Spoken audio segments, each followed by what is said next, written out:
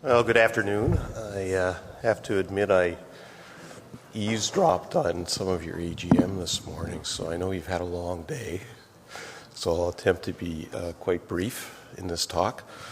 But what I am going to talk about today is omnibus updating of the CSR standards. So we have an opportunity with our minister at the end of 2015 to propose some legislative and regulatory changes related to contaminated sites. And as a big part of that, the other big part of that is we would like to have all of our CSR standards reviewed and hopefully approved by the minister at that point in time. So, let's see.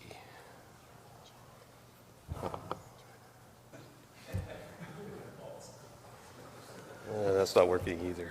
There we go. Okay. Okay, so why do we want to update the CSR standards, the Contaminated Sites Regulation standards? Well, the simplest reason is because many of them have not been updated for a very long time. Some of them trace their lineage back to the original regulation that was actually came out on April Fool's Day, 1997. And if you trace the lineage of those standards, you can go back to 1981, the Dutch standards. So some of these are pretty long in the tooth now. Doesn't necessarily mean that they're bad. We have other standards that have been around for a very, very long time. Those are the 10 Commandments up there in the corner. It doesn't mean they're really obsolete or bad. It's just that we do need to think about that. These are getting kind of old, and it would be good to, it's always good to do a review and make sure all your stuff is current. Now, it's not that we have not made any changes to the CSR standards over time. Virtually every amendment that we've made 9, is it 9, John? 9 amendments to the regulation. Virtually every one of those has had some change to standards in it. But we have been focusing primarily on, the only thing we've really been trying to keep current is the drinking Schedule 6 drinking water standards. Keep them current with the current Canadian drinking water guidelines. Everything else has been optional, has been deferred.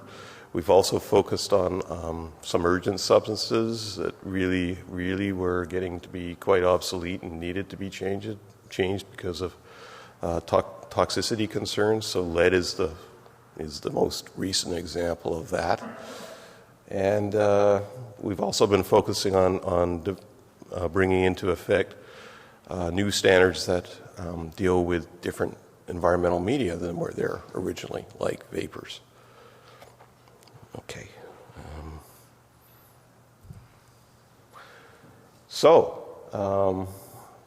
Needless to say, some of those original soil standards now are 18 years old. There's been a lot of progress in toxicology in 18 years.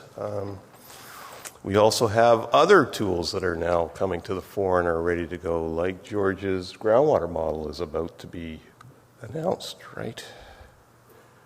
Yep, and there's some changes in that model. So that means all of those Schedule 5 soil to groundwater protective standards need to be recalculated.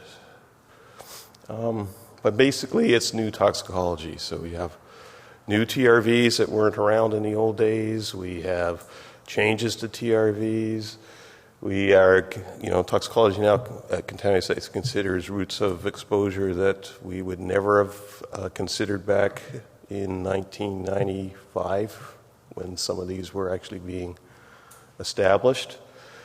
And there are some new protocols out of CCME, out of EPA.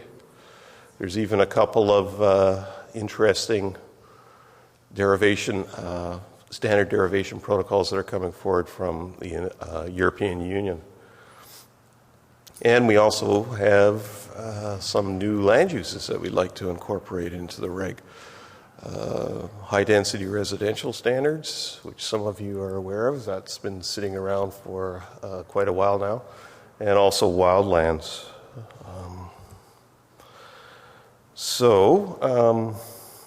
There's also all of these emerging toxicants that were certainly not there 18 years ago. I won't go through them all, just in interests of trying to keep the talk brief. But yeah, there's a whole bunch of new substances of concern that in an ideal world we need standards for. Probably the most important group up there are probably the nanomaterials, but I don't want you to get me started on that because I'll go on and on about those for 40 minutes, and at the end of the day, we won't be further ahead. But anyway, plasticizers, fire retardant, polybrominated diphenyl ethers, perfluorinated compounds like PFOS, used as a firefighting foam at airports, perfluorooctane sulfonate. Endocrine disruptors have been around and in the news quite a bit. That list just keeps getting longer and longer. And, traditional heterocyclates, alkylated pHs, lots and lots of new substances that we need standards for. Okay, another thing that we would like to do as part of that legislative renewal is we'd like to move towards a schedule for updating the standards so that we don't have standards that hang around for 18 years before they've been reviewed and potentially renewed. So we'd like to move to a fixed schedule for updating the standards. And I don't know what the period would be. Put 5 years up there. I don't know, 5 years, 10 years, 7 years. Some fixed cycle where we would essentially say we're not going to change any of the standards in the regulation until we reach that milestone to start the new cycle. And then we'll change them all. So what that would do would be give responsible persons and consultants in the ministry a fixed date when they could anticipate change to the standards. So they wouldn't have ad hoc amendments dropping in new standards on them as we go along. There would be some more certainty associated to how long those standards would last and how long they'd be good for. And the other thing that it would do is that it would make it a regulatory requirement to do that review. When the reg was first came out in 97, there was a one-time mandated review 3 years on, so we did that review in 2000. We had to do it. It was part of the reg. It was a legal requirement to do the review. And then we forgot about it from there on in for 14 years. So I'm hopeful that this will actually go forward. So we need to do a lot of work. We need to get these standards whipped into shape. We have an 18-month window to do that in. The way we're going to do it is we've assigned particular schedules of standards to our staff, and that those staff will be responsible for essentially doing the updating of the standards for the schedule that they've been assigned. So Lizzie Moss will be doing Schedule 4. On the far column there on the updating elements, those are some things that I know we're going to do. There could be other things that we might want to do too. We might want to modify some aspects of the original protocols under which the standards are derived. An example of that might be the exposure term for occupational exposure. 5 days, 8 hours, 8 out of 24 hours, 5 days out of 7 days a week. I forget how many, 48 weeks out of 52 weeks of the year for 35 years out of a 70-year lifespan. That's a pretty conservative estimate for how long people work. I'll tell you, I don't want to work that long. I suspect nobody here does either, but anyway.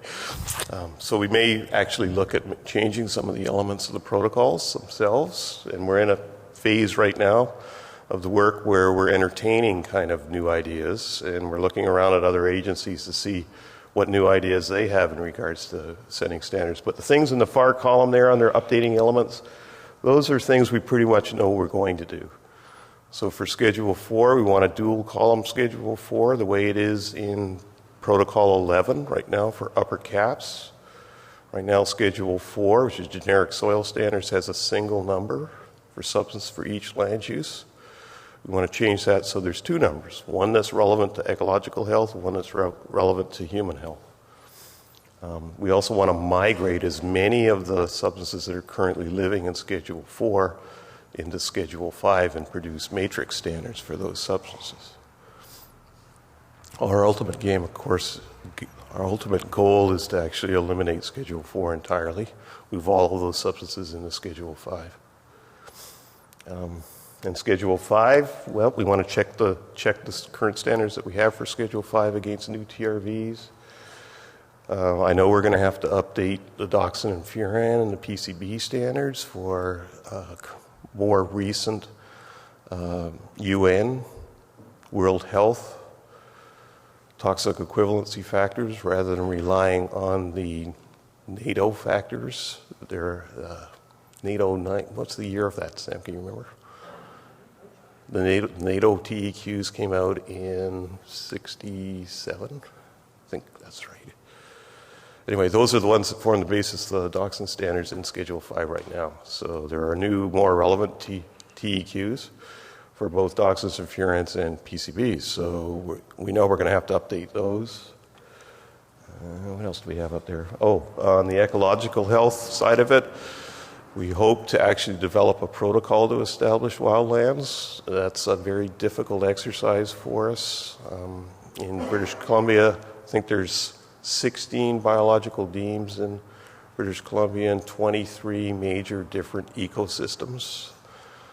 So coming up with a single wildlands number that's going to protect everybody all of the time, that's pretty tricky. So I'm thinking maybe we won't do that. Maybe we will have some different varieties of wildland standards. We may have muskeg wildland standards. We may have coastal wildland standards. We may have alpine meadow wildland standards. Don't know. That's one possibility. But we do want to have some wildland standards that have more scientific credibility than the current urban park / agricultural standards that we're using as surrogates right now. So hopefully we can get something done, something useful done in that regard in the 18 months that's available to us. I mentioned that George has to recalculate all of the soil to groundwater protective standards for Schedule 5 listed substances, and there's a few other ideas that we have that for making modification of those kinds of standards as well. Heather is still here. She's over there. Heather has been charged with updating Schedule 6, the water quality standards. So not only will she have to make sure that those standards reflect the basis on which they were derived originally, which was either Ministry of Environment or CCME water quality guidelines for aquatic life and irrigation watering and livestock watering. But remember I said we wanted to port over a bunch of substances from 4 into 5. There's a sub-list of that we can't port over because there's no Canadian drinking water guideline for that particular substance. So in the old days, we wouldn't port it because we didn't have a Canadian drinking water guideline. However, with iron, aluminum, and manganese, we kind of broke that mold because we actually derived toxicologically based drinking water standards for those 3 substances a while back. So Heather's going to derive some toxicologically based drinking water standards for those substances that lack Canadian drinking water quality guidelines. And we'll use those to port the substance over into Schedule 5. Schedule 7, that's an interesting one. We're not sure whether we're even going to have contaminated soil relocation agreements in the future. If we do, it probably makes more sense to assess the receiving site, the suitability of the receiving site on the basis of all of the standards in the reg rather than a short list in Schedule 7, which represents the most conservative Schedule 4 and Schedule 5 standards. Schedule 9 sediments, Lizzie will look at, first of all, converting those from criteria, they're currently criteria, convert them over into legally enforceable standards. Jessie will help with that. Jessie is our lawyer. I think she's left for home already. And she'll also look at recent developments in the EPA and also in Atlantic Canada as to how they're modifying their sediment guidelines. And Peter will look at, and I will look at Schedule 10, the current Schedule 10 dates from USA EPA Region 3 circa 2006. There's now a new compilation of EPA they call preliminary remediation goals that come from Region 3, Region 6, and Region 9. There's more substances, so there'll be more substances listed in Schedule 10 and more recent standards. And finally, for Schedule 11, Peter Kickham will look at ensuring that those current Schedule 11 standards reflect the most recent inhalation TRVs. And we'll also consider a long-standing request from BC LQUAT to address semi-volatiles as well as volatile substances in Schedule 11. So that's a lot of work. It took a lot of time for me just to read off the stuff that I know we're going to be doing. So here's our proposed rough schedule on how to get that done. So as I mentioned, right now up until September 1st, the folks that have been charged with this updating project are doing their literature review, so they're canvassing other agencies to see what kind of additional work might be added to that I just explained. And they're going to produce what we're calling proposal papers. It's going to be how I propose to update Schedule 6. Here's all the stuff that I think we ought to do, and that will go to LRMT, Land Remediation Management Team, look at it, decide whether they're happy with what's proposed. At that point, we're going to go out for focused stakeholder review. So we'll be talking to Canadian Fuels, we'll be talking to UDI, BC Business Council, you guys. All have lots of focused input on what we're proposing. And hopefully when we get it to the point where our focused stakeholders are happy with it, we'll then post it for public review. And hopefully around March of 2015, we will have those new protocol derivation protocols established. And then we'll spend 6 months crunching numbers. I should have told you right at the beginning, we have no budget for this. We have no resources. There's no extra staff to do this. It's all got to be done in-house. I want to talk to Greg, or whoever is now the technical subcommittee chair, about money that's left over that CSAP would like to spend. Okay, so it's Guy. I'll be talking to Guy. Okay. Oh yeah, sure. Yeah. It's better than not having 50,000 at all, which is what I've got right now. Oh. Oh. 1.5. Oh, okay. Anyway. Okay, so anyway, we're going to take that, we're going to have those numbers crunched, and we'll have another round of consultation on the numbers, because past experience has shown that people will agree to changes in the protocol, and when they see what the number that's popped out by the protocol, you have to have another round of discussion with them. And hopefully, if everything goes well, we will have a minister's amendment package ready to go at the end of 2015. And our minister will, at that point, that will be after the election or close to the election. So wherever our minister is, hopefully we'll sign it and prove it and implement it. So potentially lots and lots and lots of changes to standards coming. So what are the implications for you guys? And this is my last slide. There's the implication for you guys. Okay? I need people. I need manpower to get this stuff done. I got to find time. I have to find the most precious commodity in life, which is time. I got to find time for my people to do this stuff and get the work done. So I'm sorry, but you can expect to have some delays in RA reviews, delays relating to pre-approvals, risk assessment pre-approvals, delays in background release approvals, P4, soil sediment vapors. We won't be quite as accessible as we usually are. It may take us a little longer to answer your email or return your phone call. That's just going to be the harsh reality of life over the next, the next year.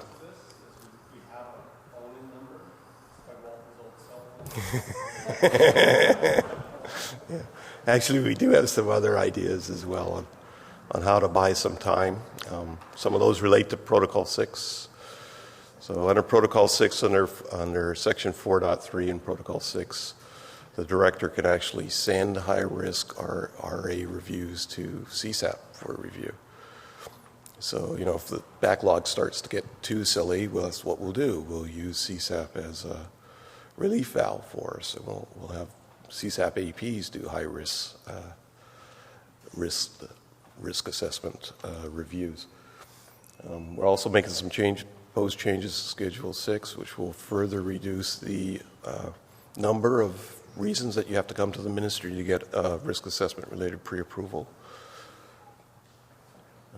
I would love to actually, release soil sediment and vapors, take background assessments of soil vapors and surface water out of Protocol 6. We don't actually have protocols on how to actually do that, how to determine background sediment, vapors, or surface water. So we may just say, yeah, it's enabled under the regulation, but we don't have a protocol, so for the next 18 months you can't do them. Right? So we wouldn't have any coming in under P6 if we say you can't do them. Anyway, there's other ideas too, for where we can hopefully save some folks time and get them dedicated to this task. But the reason we're doing it again is because we do have this opportunity. We have a date with the minister, 18 months, where we're going to ask for all our secret desires, and hopefully she will grant them. Thank you very much.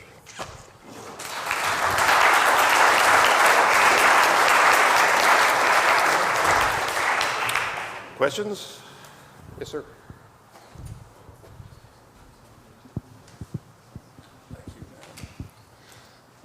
It does bring up the whole AIP question again, and I know I didn't bring it up during John's talk, but the AIP template still has that clause in it that says you're really not grandfathered in case the rules change, which is controversial enough, and this would make it even more of a interest. I'm not sure. If we get what we want, if we get a fixed schedule of standards and you get your AIP in year one of the cycle, then you'd be guaranteed for that AIP standards and that AIP to be in effect for the next 4 years before there's a that's what I mean, though. It's just that's what the Act says and that's what the FAQs say, but the AIP template itself says... Oh, we would change that, obviously, right? We don't have that provision, that legal provision in the regulation right now.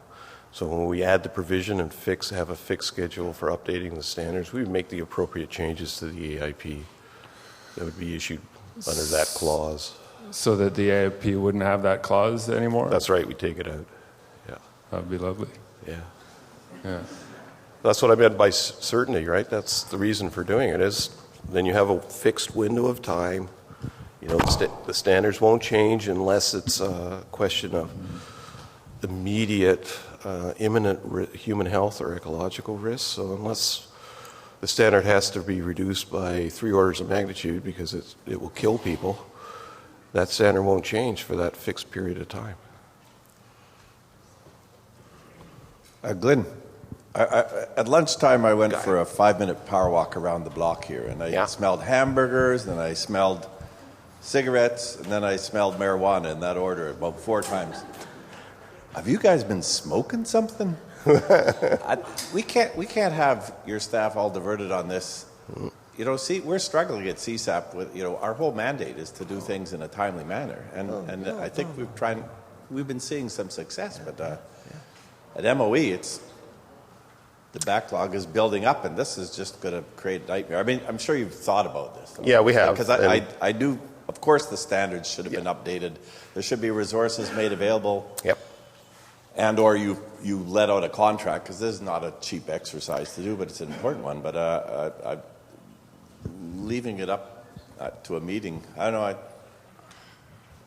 It's risky. We are going to try. As I say, we're confined by the reality of the constraints that we have and the timeline that we have.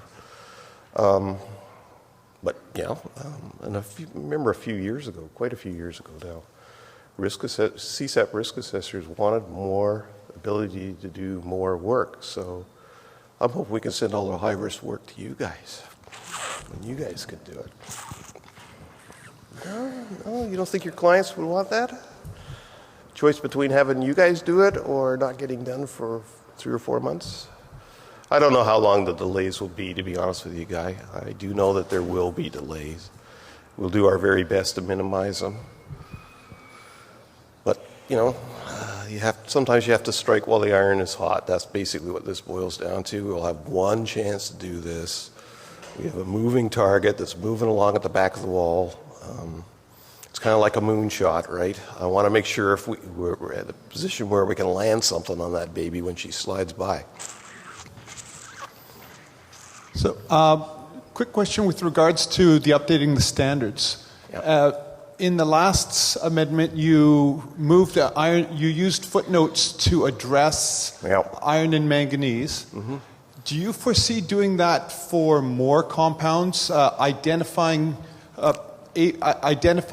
occurrences where a PCOC would not be applicable? Something like benzoate-pyrene in groundwater at a gasoline site, mm-hmm. where Raoul's law says it can't occur, right. but we find it when it's affixed to sediments. So it ends up being an issue at a site mm-hmm. when chemically it should not exist. Right. We find it anyway. Yeah, I know. Yeah.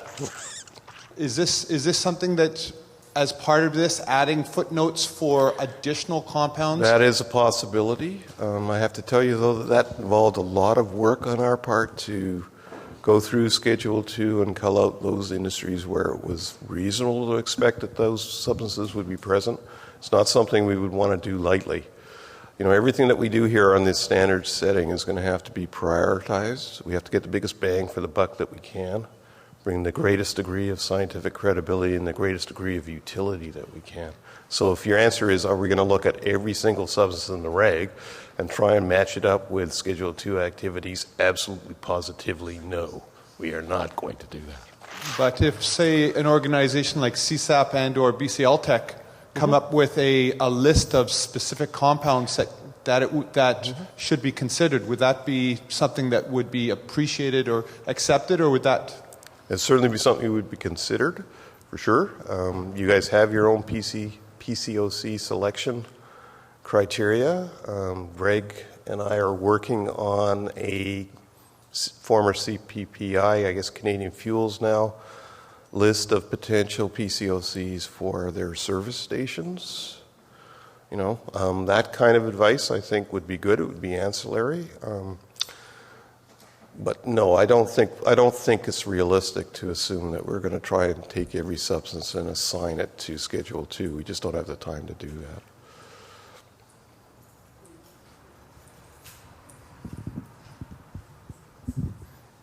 Hi, Glyn. Just a quick one. One of the things you said there, if I heard it right, was that you were going to expand the list of parameters that are in Schedule 11 because potentially. BCL wanted to include some semi-volatiles?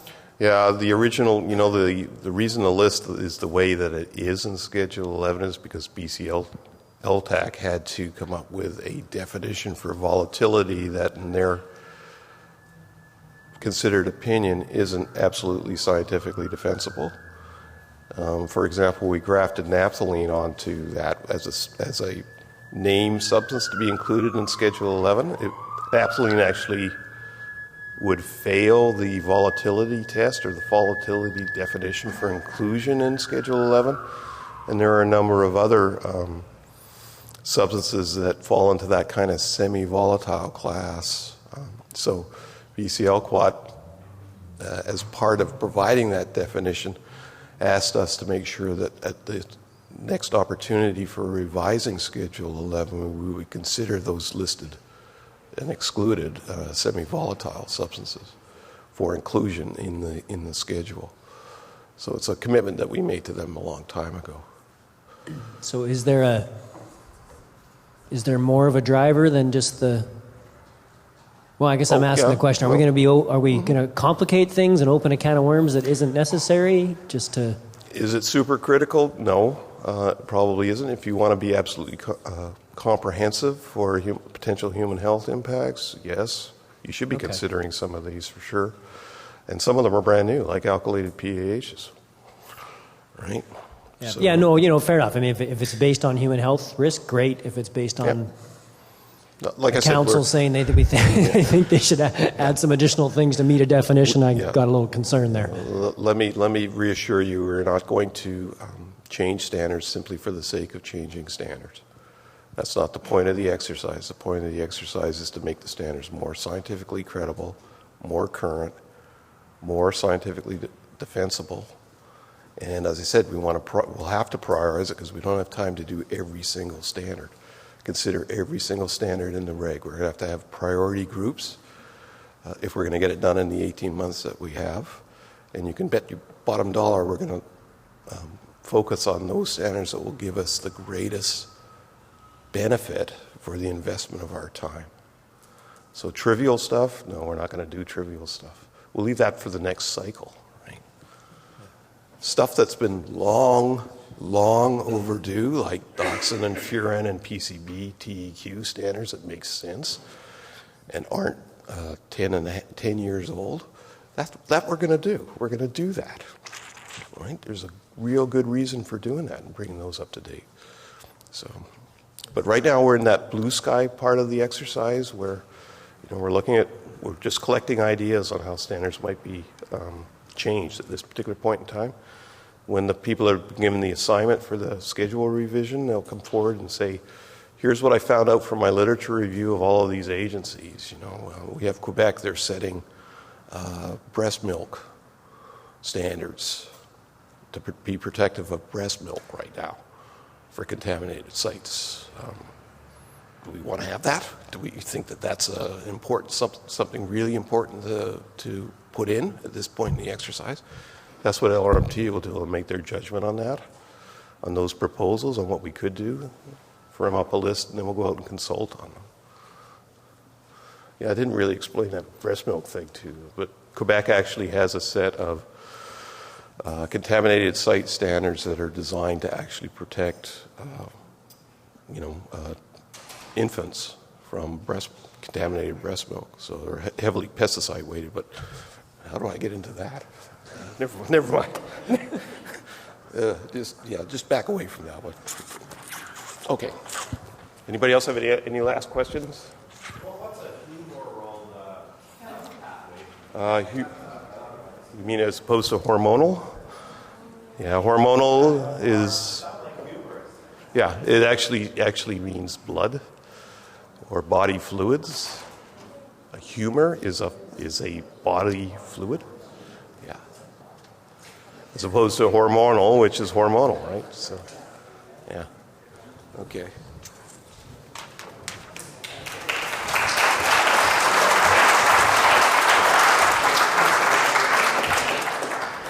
Thank you, everyone, for coming today. Thank you to the MOE and their great support and presentations, and thanks to all of you who have come.